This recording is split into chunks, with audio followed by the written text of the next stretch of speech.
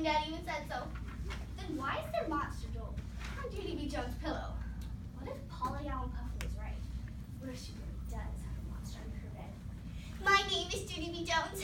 The B stands for Beatrice. Only I don't like Beatrice. I just like B, and that's all. I'm in the grade of afternoon kindergarten. Today, we got school pictures taken at that place. School pictures is where you wear your bestest dress. And you go to the cafeteria, and the cheese man is there. He makes you say cheese. Only I don't actually know why. I made a face to show him. See my eyes? See how one of them is opening, the other is? All of this time, the cheese man took my picture. My mouth came wide open at him. Hey, how come you did that? How come you took my picture? Because I wasn't even ready yet. The cheese man just kept on clicking his camera. Pretty soon, he looked at the next person in line. Next, I stamped my foot.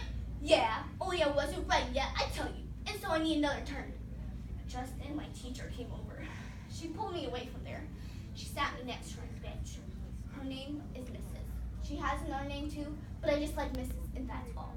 She said, settle down to me. Then me and her watched the rest of the children get their pictures taken. My bestest friend named Lucille went next. She had a blue satin ribbon in her hair.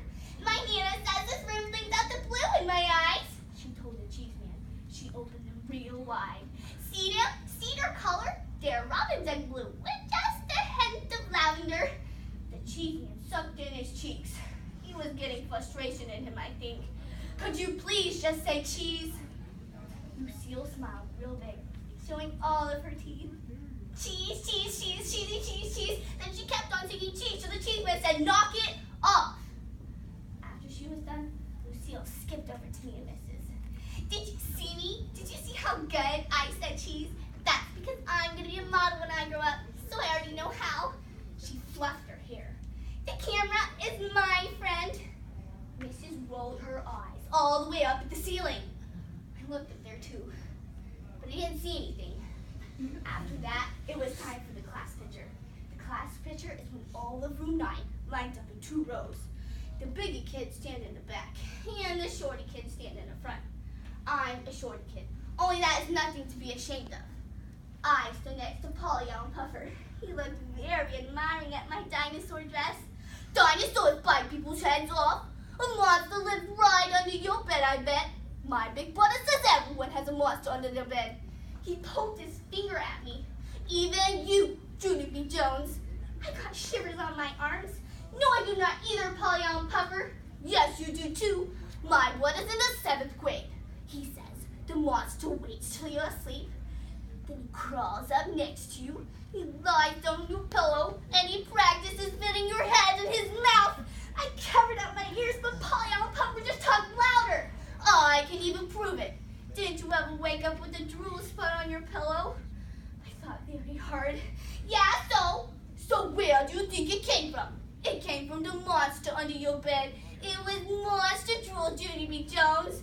No, it was not either, Polly Allen Puffer. You stop saying that, and I mean it.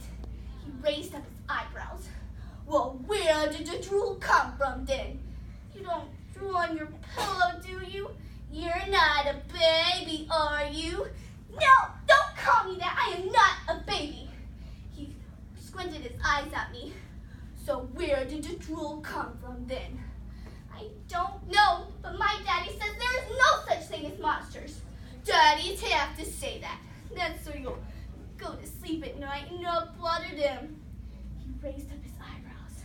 Why do you think mommies and daddies sleep together